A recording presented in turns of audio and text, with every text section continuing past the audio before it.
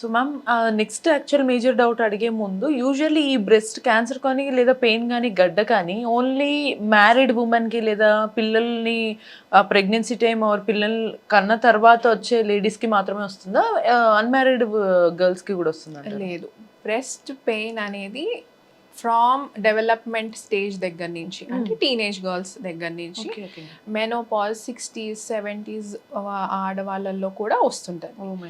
ఈ ఆల్మోస్ట్ 80% ఆడవాళ్ళల్లో అందరూ ఏదో ఒక స్టేజ్లో ఈ బ్రెస్ట్ పెయిన్ అనేది ఎక్స్పీరియన్స్ చేస్తారు.